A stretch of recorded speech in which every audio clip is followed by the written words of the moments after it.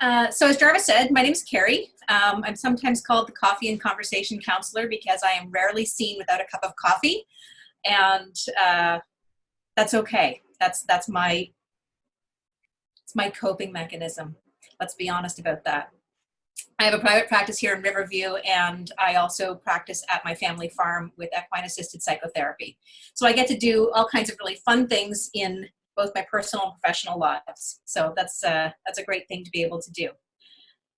So when Jarvis and I, and when Linda and I kind of emailed back and forth, and when Jarvis and I were chatting about what this might look like, I'm getting some feedback. Can you hear me okay?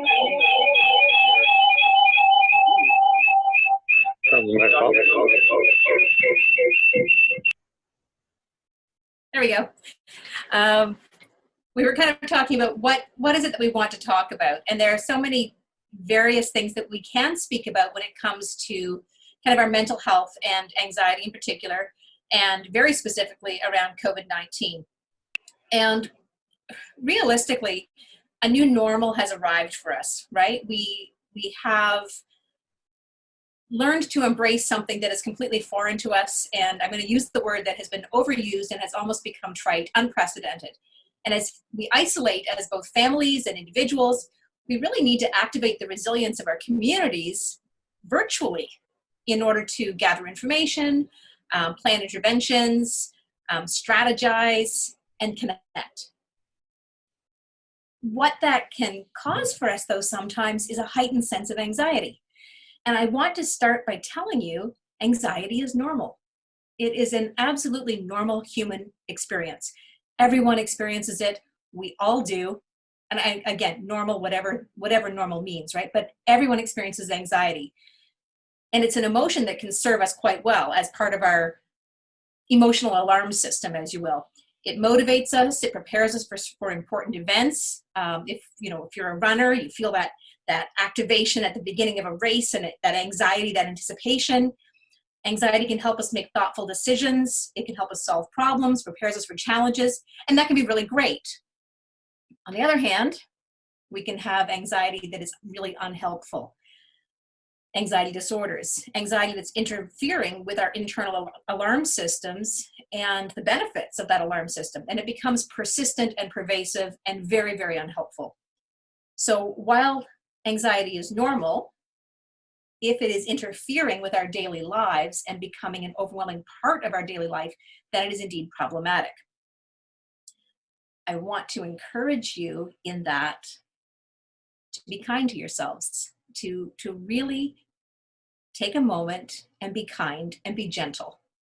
What we are all experiencing, both individually and collectively, is anxiety provoking.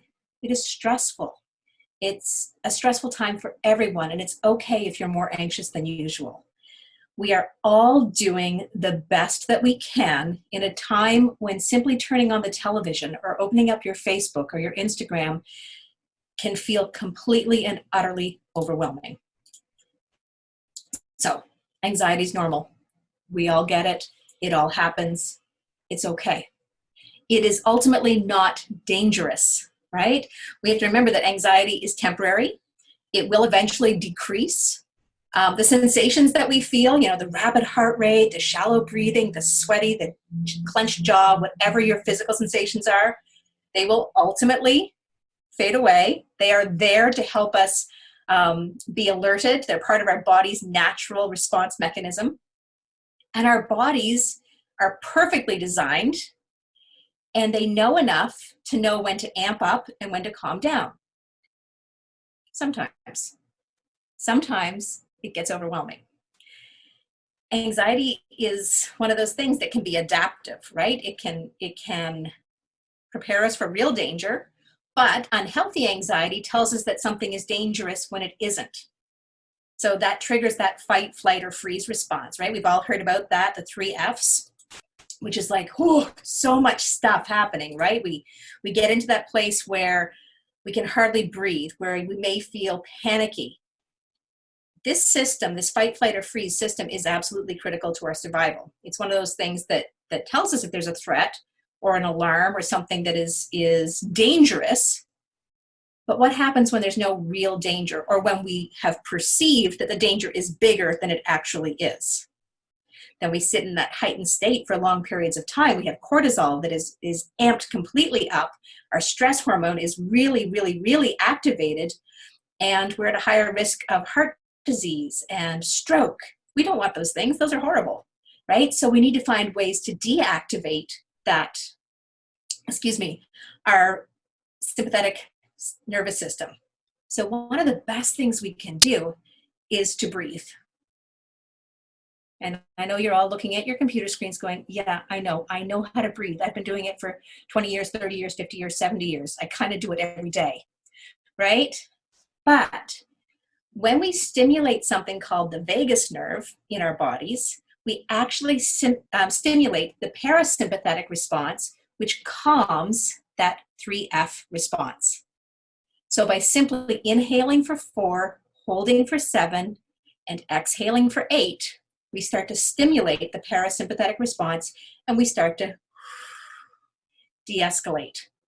So that's our quick little primer on anxiety and how it affects our body before we start talking about faith, hope, and connection. So when Jarvis and I chatted, we talked about encouraging this conversation to be from a faith-based perspective, because this is for the Journey Church. And my home campus is Allison, but I have been to Brentwood for events, and I've been to Riverview for services. And my golly, Jarvis, you've seen my youngest in action at the Riverview campus, giving poor Micah a run for his money one day. Coming to mental health from a faith-based perspective is a really interesting thing.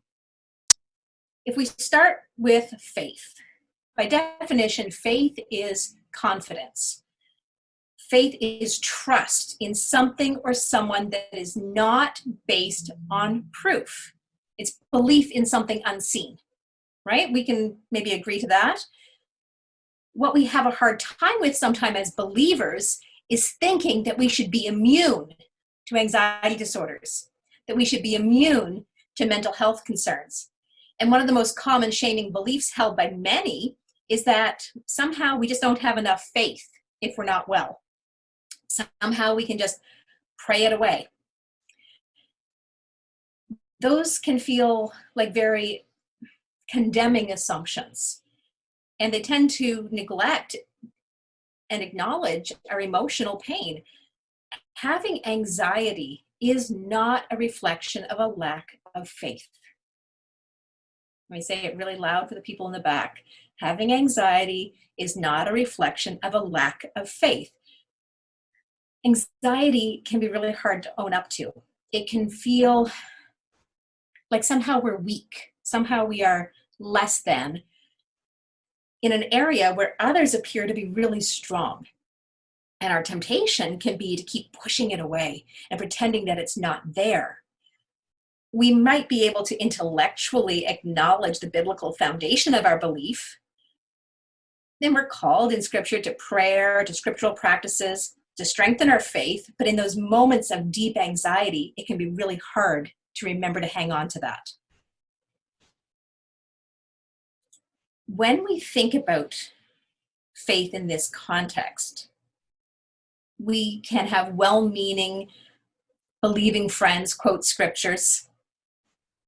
There is no fear in love, but perfect love casts out fear. Whoever fears has not been perfected in love, right? And this is reminding us about God's love being greater than anything else we're going to face in the world. And that's really fills us with assurance. But it's not a pronouncement against an anxiety disorder. It's an encouragement to faith. We wouldn't necessarily quote scripture to someone who has a broken arm or who has pneumonia. We might encourage them with scripture and encourage that we're praying for them and that we have faith that they will be well, but we're not telling them that they shouldn't have that affliction, a broken bone, pneumonia, asthma, if they had faith. Having an illness, including anxiety, does not translate to a lack of faith. So, how does faith help us with anxiety? Well, we know that it's just not a flimsy thing, that it's a foundational thing. It is something that is at the core of who we are as Christians. It's at the core of who we are as believers. It's not an abandonment of reason. It's not illogical. It's not a blind acceptance. It is a relationship of trust, a trust between us as human beings and God. In the concept of cognitive behavioral therapy, we talk about changing your thought to change your feeling. And that feelings are just that, they're feelings. They're not anything more, they're simply feelings. And that thoughts can be changed. When we think about that in the context of faith, we say that faith is confidence that God is working even when we can't see him. That confidence helps us change our thought. So when we allow anxiety to take the driver's seat, we're allowing that thought to take over. So when we shift the thought to, I have faith that something greater is at work, that someone greater is at work, the anxiety no longer has the driver's seat. In this concept, we can have a little bit more breathing space in our anxiety. But where then does faith meet hope? Because sometimes we get them intermingled, right? Like, which one is it? Which is which? And I think that a really great descriptor is every year for my family, for my two girls and for my husband, I promise to make them their favorite meal for their birthday, whatever that happens to be.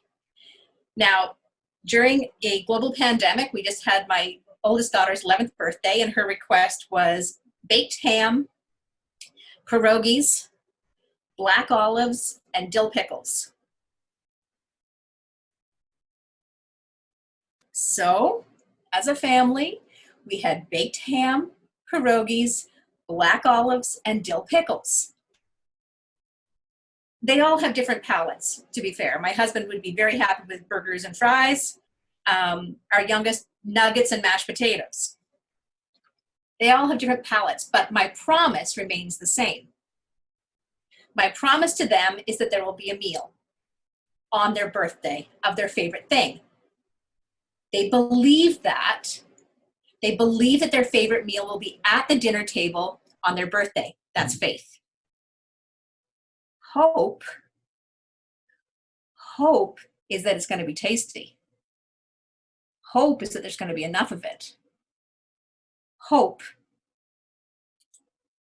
is an optimistic attitude. It's based on that expectation, based on that desire. So where do we find hope, and how does hope help us with our anxiety? Often we only see hope when we're ultimately suffering. I think it was Charles Spurgeon.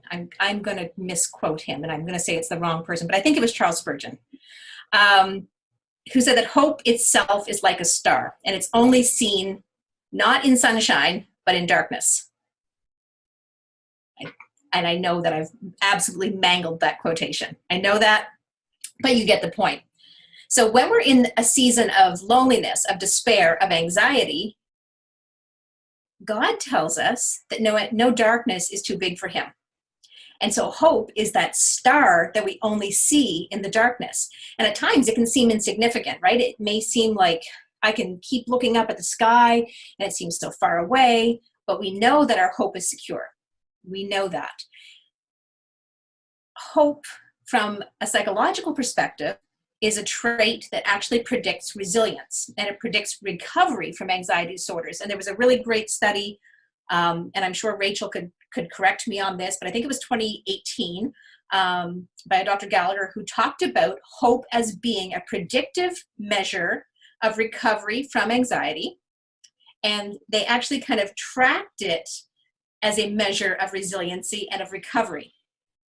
Now, who would have thought that a little 4-letter word could be so powerful? But if we go way back to Martin Luther, back in the 16th century, I'm going to say it with confidence, 16th century, he said that everything that is done in this world is done by hope. So if that's true, challenging our anxiety is equally done by hope. Everything that is done in this world is done by hope. Hope is one of those things that it's not that we know that everything will turn out okay. It's that we know that it will be okay no matter how things turn out. Not that everything will be okay, but that it will be okay no matter how things turn out. And there's that hope piece. When we use hope and we start to use a language of hope, it can reduce our anxiety. We're creating new shifts in our thinking by using words of possibility, by using words like when instead of if, by using could instead of should. So if I said, when this difficult time passes, instead of if this difficult time passes. When I say, I could try that now, instead of, oh, I should try that now. Words of possibility, language of hope is that of looking forward with expectancy and confidence. And sometimes, yes, it is difficult to see hope in situations. It is. It can be really hard, right? We have those cloudy nights where we don't see the stars. Faith tells us they're still there. We can be hopeful. We can use hope as an activator for reducing our anxiety. When we hang on to it, when we hold it as an anchor, and not like a weight, but as a grounding anchor, something that holds us steady and firm, we start to experience meaning making. We start to understand that we can make our lives better, that we can have a positive outcome. When we express hope and when we think about hope in those ways, we know that a tough situation that we're in has a positive outcome at some point, and we can be more comfortable in the difficulty. It eventually will improve our lives because we start to envision things, right? Just like my kid envisioning ham, poutine would have been so much better. Ham, pierogi, black olives, and dill pickles. She hoped for it. She envisioned it. She pictured it, and she got it, right? Whether we think about it or not, hope is a part of all of our lives. Everyone hopes for something. It's an inherent part of being human. It helps us define what we want in our future lives. You know, I hope that it's going to be sunny tomorrow and not snowing on May the 5th. I hope it's not going to be snowing. The hope is part of our self-narrative. It's part of the way we have, that internal dialogue that's constantly going, right? Having hope links our past. And I'm just realizing as I'm doing this, I'm a hand talker and I'm talking outside the frame. I'm a horrible hand talker. So I'm going to try to keep my hand gestures within the frame of the video. That is the Acadian part of my heritage coming out in full port. When we think about our hope as being a connector, so we have our past, our present, and our future, we have a vision. And so that hope links all of those things, right? It brings one to the next, to the next, to the next. Hope motivates us to take the steps that we need to take. So in the case of anxiety, hope may motivate us to seek counseling. It may motivate us to talk to a trusted advisor, a trusted friend, to a pastor, to a counselor, to our family doctor, because we hope that we can get better. Hope may challenge us in our anxiety to look at self-care and self-compassion as an act of moving forward. When we lack hope, when I sit with a client and I ask them, what do you hope for? And they say nothing, then I know that I'm dealing with more than anxiety, that we've probably slipped into the realm of depression. Hope is just that. It's hopeful. It's the springing of daffodils. I know the daffodils have to come up soon. Surely this weather can't last forever, right? I hope that they will come. But I have faith that spring will come, because it does, because we believe in it. Having hope is important to being human. It's that moment of light, right? It's that moment of light that helps us see that there is something ahead. Faith is believing before the light is turned on. So we've got faith, we've got hope, and then we have connection. As humans, we are created for connection. We are hardwired for it. We are built for it. We're social creatures. Even those of us who are self-proclaimed introverts, and believe it or not, I am among that group, we need connection. It enables us to survive. It enables us to thrive. People who experience high levels of social isolation are at a high risk for a full range of physical and mental health conditions, including high blood pressure, heart disease, depression, anxiety. Right now, we may need to be physically apart, absent our family bubbles, but we can be emotionally and psychologically together. Though our circumstances are different, this particular situation has a rapidly mounting psychological panic, right? And yes, in New Brunswick, we have done a great job of planking the curve and we're feeling more comfortable and confident. But leading up to this, we've had that sense of impending threat, right? Not dissimilar to what has happened historically in response to war, natural disaster, terrorist attacks. It's that same kind of amplification of our feelings of worry, fear, anxiety. And if the information we're receiving is vague or ambiguous, if our instructions about what to do feel unclear, then we can feel helpless. We can feel even more isolated. When we start to activate the collective healing power of our communities by connecting with someone this way, by the phone, by text, then we start to help each other. We start to lift each other up. We start to share our experience, which is a powerful antidote to feeling fear, to feeling isolation, to feeling alone. Since we are engaged in this experience of social distancing, physical distancing, we need to find ways to maintain our levels of social and emotional support. One of the ways we do this is with social media, right? I mean, we have Facebook accounts, we have Snapchat accounts, we have Instagram accounts, we have LinkedIn accounts, we have, I don't know, all the social media platforms, WhatsApp, right? All those things. Many of our communities have moved entirely online. You know, Sundays, we celebrate together as a church community online. We use YouTube. Right now, we're using Zoom. However, right now, people who are socially vulnerable, such as our older adults in our communities, may be more vulnerable because they don't have the technology or they don't know how to use it. So how do we connect with them?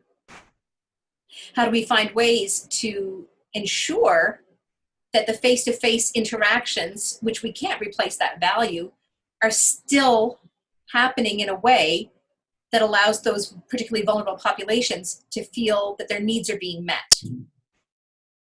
Right, so we use video. Let me start with that. When we can't see people in real life, we use video. FaceTime, Google Hangouts, Zoom, House Party, whatever your platform is to stay connected. I enjoy that engagement. So I do a Facebook Live every morning at 10:15 a.m. Every single morning, I do a Facebook Live from my work page to talk about positivity, connection, hope, and coping. I found I needed community.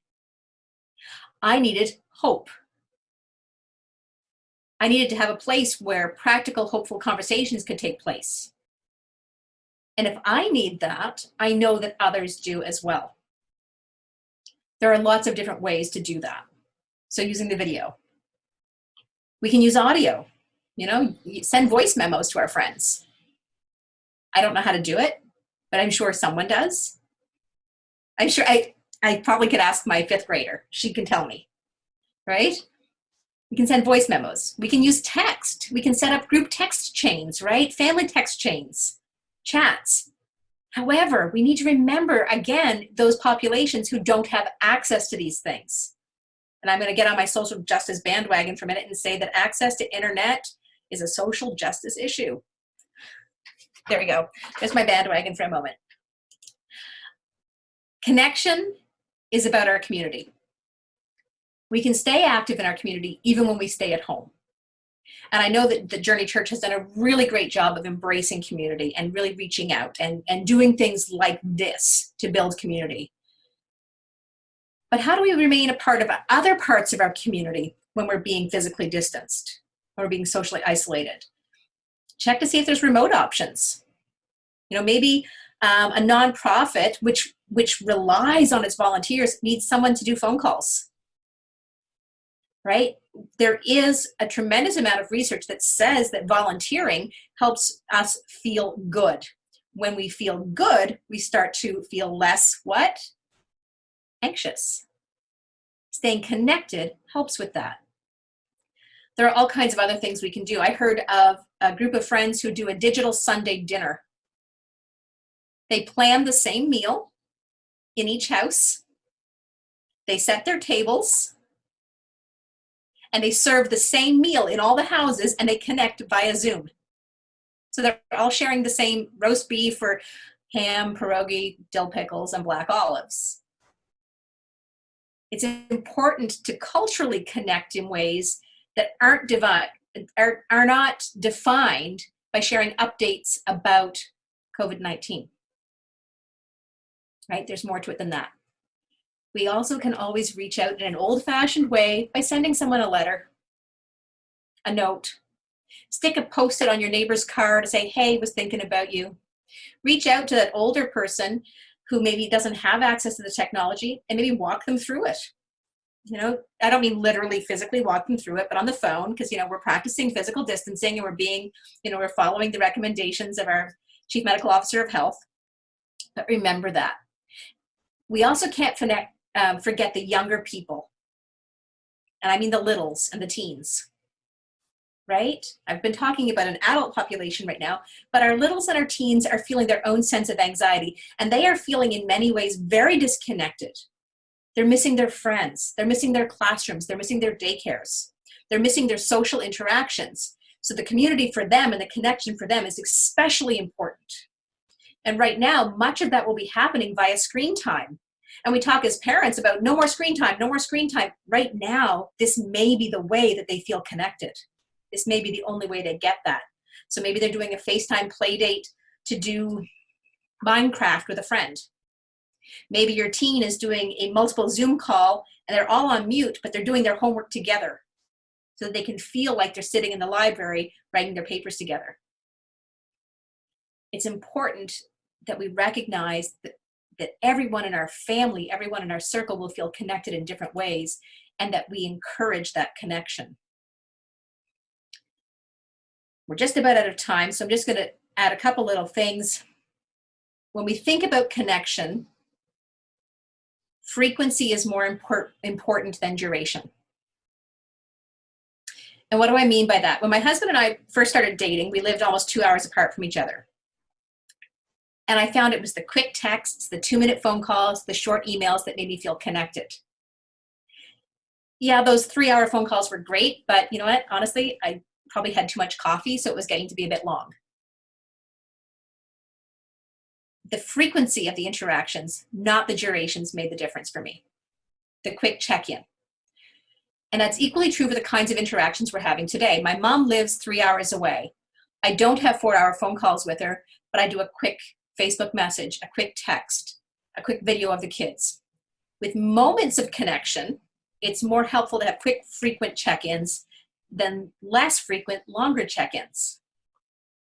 Checking in daily, even for a short time, can be really powerful as a tool for connection. One last thing about connection. It is equally important to disconnect. Not from the people that we care about, not from our loved ones, not from our communities, but from all of the flood of information.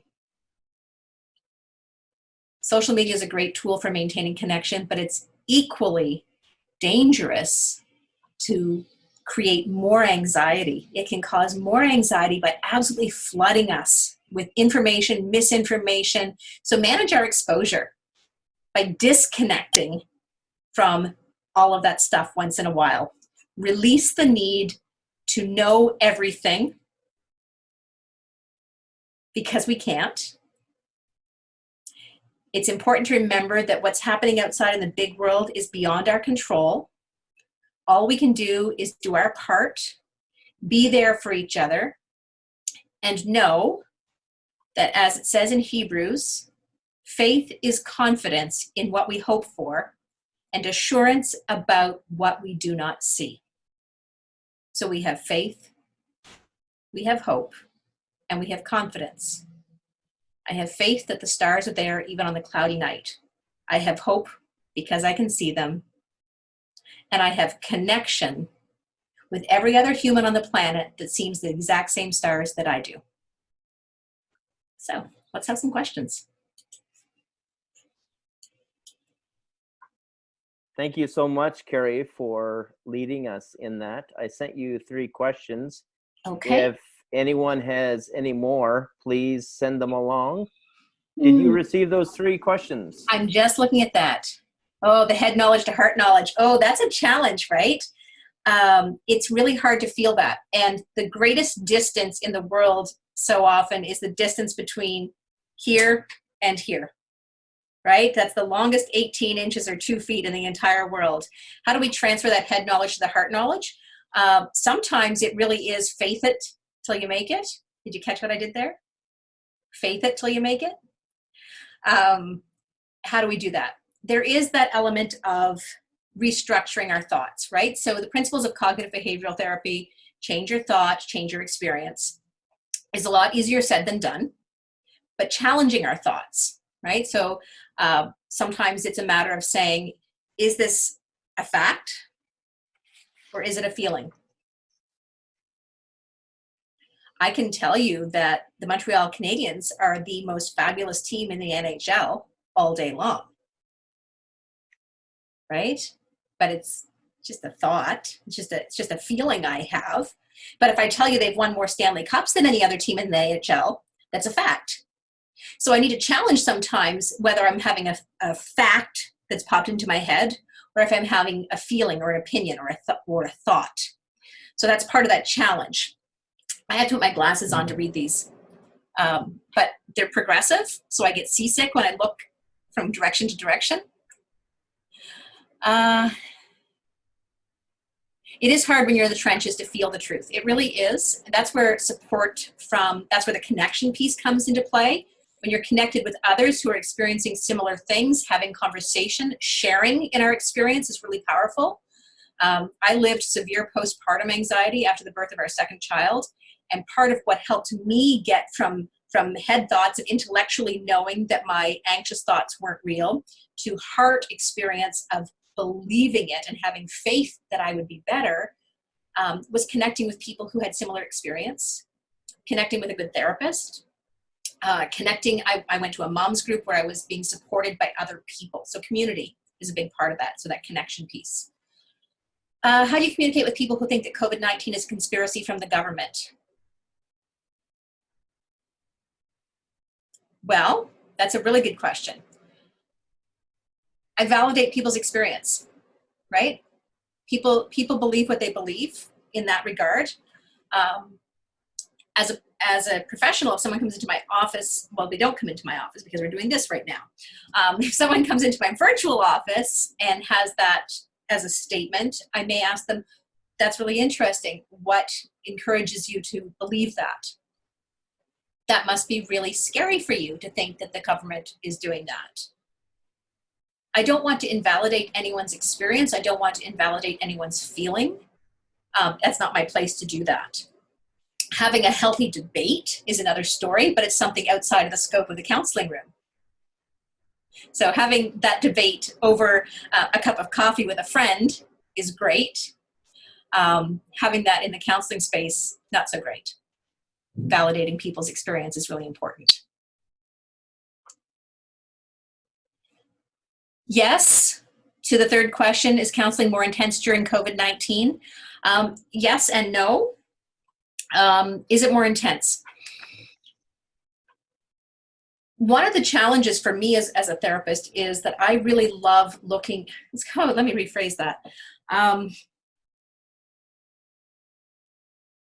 Body language and nonverbals are important. The way that I was going to phrase that was horrible. So I had to rethink that. It was almost as bad as speaking moistly. So reading people's nonverbal cues is really important. And as you noticed, because I'm a hand talker, if I'm with a client who is also a very demonstrative person, and I'm only seeing them from the kind of the shoulders and mid-chest up, I'm missing a lot. So as a therapist, I have to work a lot harder in many ways to get the same information. So it can be exhausting. Plus, staring at a blue screen all day. So those are the kind of those parts. Is it more intense in some ways? Absolutely. A large part of my practice is with healthcare professionals. So I'm working with a lot of people who are on the front line. And yes, in New Brunswick, we have a slightly different experience than in other parts of the country and other parts of the world. But it is still intense. People have been, I'm going to say they've been braced, right? Many people in the healthcare field, anybody out in still essential workers, have been kind of clenched, waiting for this to happen, waiting for things to be really bad. And so that has created a pre-traumatic stress, which is extremely intense.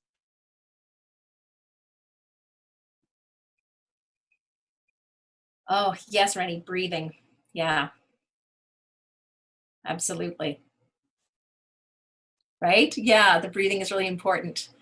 Any other questions? I kind of kind of ran through things because, we only have a short period of time to do stuff. Are you okay with some verbal questions if people have any? Oh, yes, absolutely. Yep. Fire away. I prefer seeing people. You could draw a picture on your screen. I can? With your marker. But you're smarter than I am. I don't know how to do that. No. don't use a permanent marker. Okay. No joke. When I was teaching at NBCC, one of my colleagues wrote on the smartboard with a permanent marker. Oh. Kerri. Yes, Kerri. Kerri. Sorry, I don't like these Zoom things because I don't like how I look in Zoom meetings. So I normally keep my video off. But in terms of connection, when you are struggling with mental illness, it seems to be extremely, like, it's one thing to say that you should connect with other people going through it. But even in Christians and in people of faith, there's a stigmatism or something there that people don't actually want to be honest about what they're feeling, because sometimes, as someone who struggles sometimes with anxiety and depression and all that stuff, you feel less than, or you feel like your faith isn't there. So to be able to put yourself out there for that connection, it puts you in a hard spot. This is a great opportunity, just saying, like, this is really cool, these Zoom meetings, but it's hard to have that connection when you really don't know who else is actually going through the same things, because we don't talk about it. You're right, and we don't, and we need to. We need to turn a light on things. I often use the analogy of when you're a little kid, and you're scared of the dark, the monster under the bed. It's fearful, but then you turn on your light and you recognize that it's a hoodie, it's your toy, it's your Barbie camper. I always wanted a Barbie camper. Never got one, Mom and Dad. And there's that moment when the light is shone on something and you name it, it loses its power. It might still be a little bit frightening when you turn off the light because you have that memory of it. But when we do talk about it, Kerri, like you said, when we shine the light on what we're experiencing, on the experience of anxiety, depression, bipolar, trauma, complex trauma, relationship issues, when we shine the light on those things and we open up the conversation and we name them, we start to take away their power. So when I experienced the full range of postpartum mood disorders, postpartum anxiety, depression, OCD, and rage, because, I like to do things big. When I experienced that, I was, as a mental health professional, ashamed to talk about it. Even though I know that I need to talk about it, that it's important. And where I found the greatest support was in the moms group that I went to at Hillside. And it was there that I was able to talk to other women and say, okay, so I'm not crazy. Other people experience this. Can you tell me more?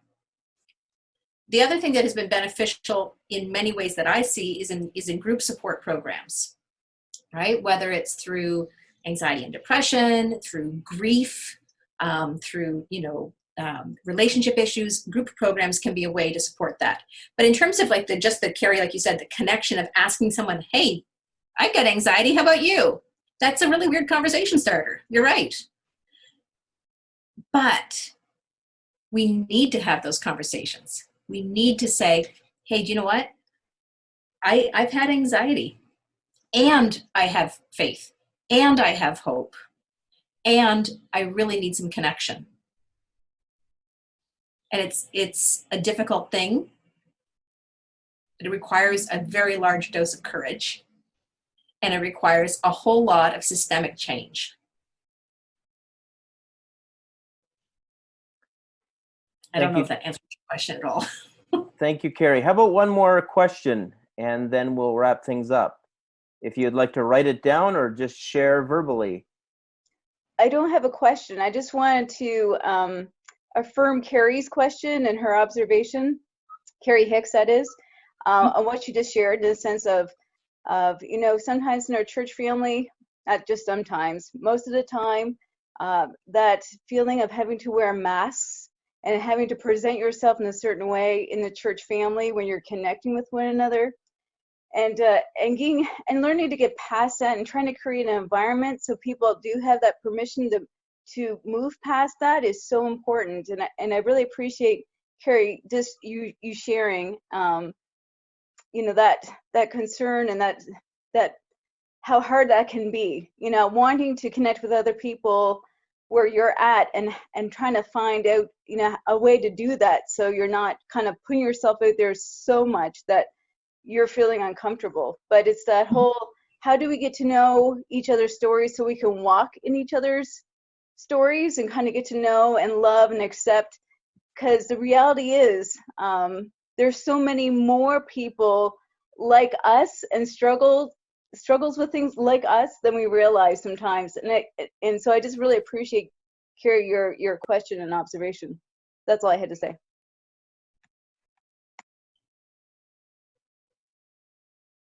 No, thank you for that, Linda.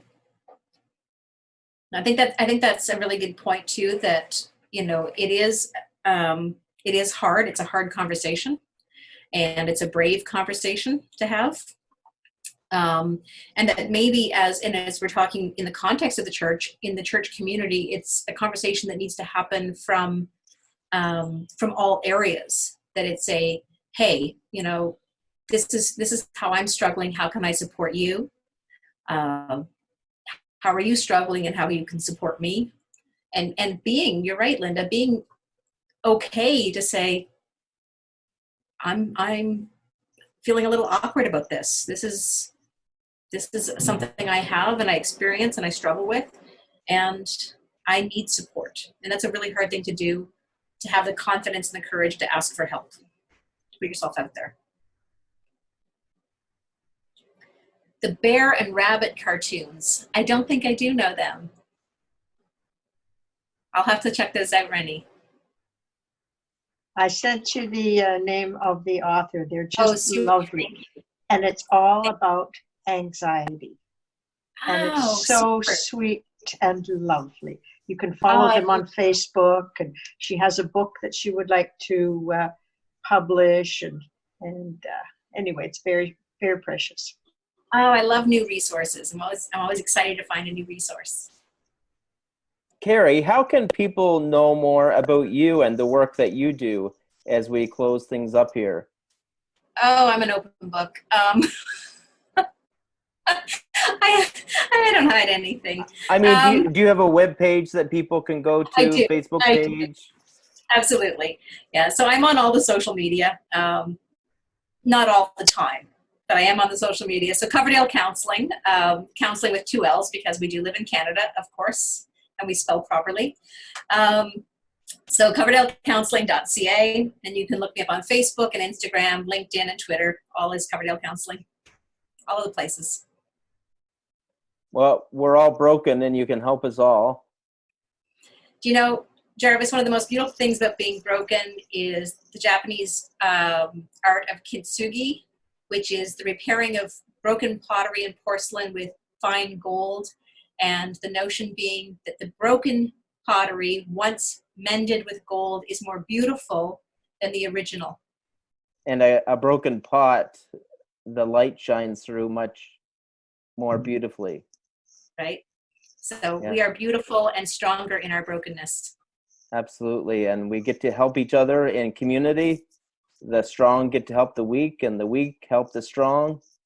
And thank you so much for coming. I hope that this has been an encouragement to all of you. And thank you again, Kerri. And we'll give you a thumbs up for joining us.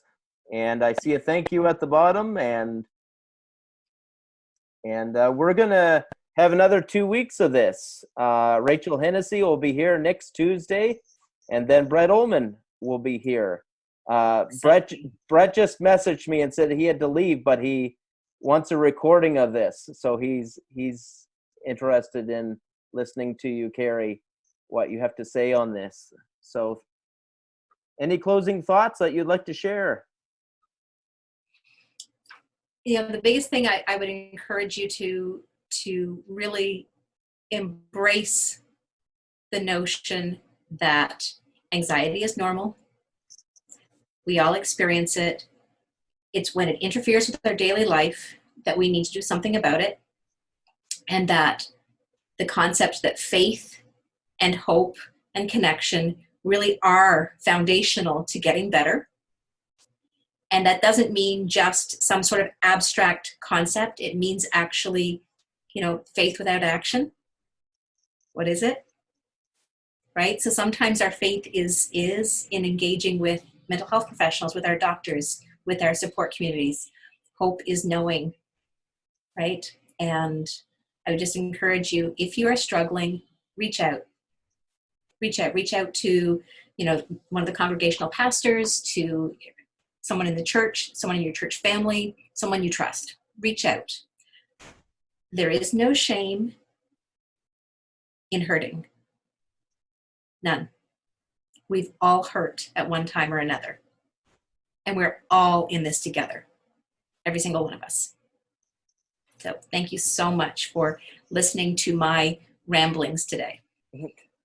Thank you for bringing those words of hope, and thank you to everyone for coming. And hopefully we'll see you next Tuesday at 7 o'clock. Take care, everyone. Bye-bye. Okay.